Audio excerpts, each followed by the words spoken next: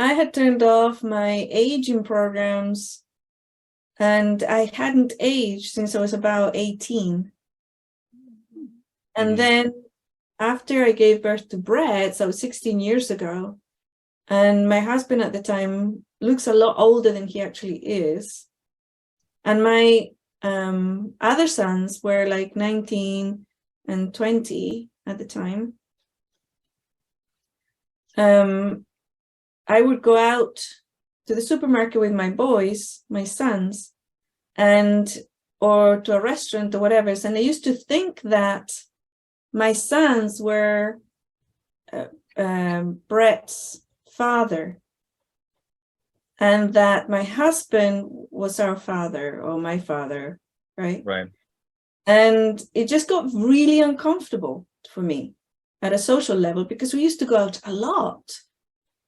We used to go out to eat a lot and used to go out to different social things a lot. And it became really, really uncomfortable. And I decided one day, I'm going to turn the aging program on. And after a few months, I changed my mind. I thought, oh my God, I'm getting wrinkles on my face and I'm feeling like different and I'm getting a lot more gray hair. And it's like all these things, you know? And I changed my mind and I thought, I'm going to reverse it. And my body said, no way, Jose. You turned it on. You're not going to switch it off. I'm not going to let you. And I was like really curious. Why would my physical body want to age? And the energy I got back was, I don't want to live forever. And this is guaranteeing that we're going to exit. You can't stop it. You can't stop it. The soul can't stop it. Yes. And I'm like, oh, interesting. So part of the aging program is we have an expiration date.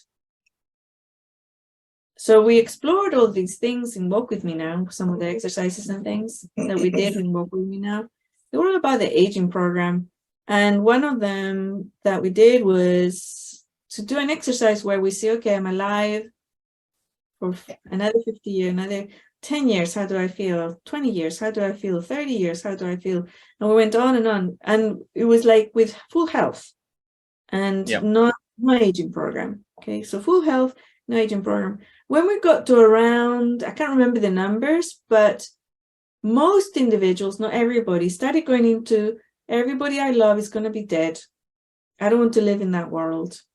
And another one was, I'm going to be a government guinea pig experiment. They're going to cut me alive and torture me to see the details of what was going on, right? Another one was, I'll be terribly bored. What else would I, what other experiences am I going to have, and blah, blah, blah. And then was, I don't want to live in this planet with all these, like that paradigm stuff. Yes. Or really, I'm done with this planet. I want to die. I'm not going to come back even. I'm not going to be reborn here. I don't want to be here another 100 years, 200 years, 5,000 years. So a lot of programs popped in.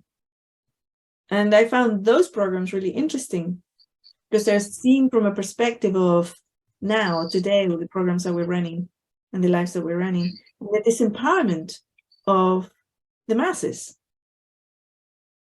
So as we change our own inner programs, we can actually change our perspective and also our choices and what we feel is important and not important. And for my body to have a finite amount of years that are very few, right? Like maximum to 110 or 20 or something, was very important for her, or is very important for her. And what some of the work that I'm doing is to see what other possibilities there might be, right, for my body.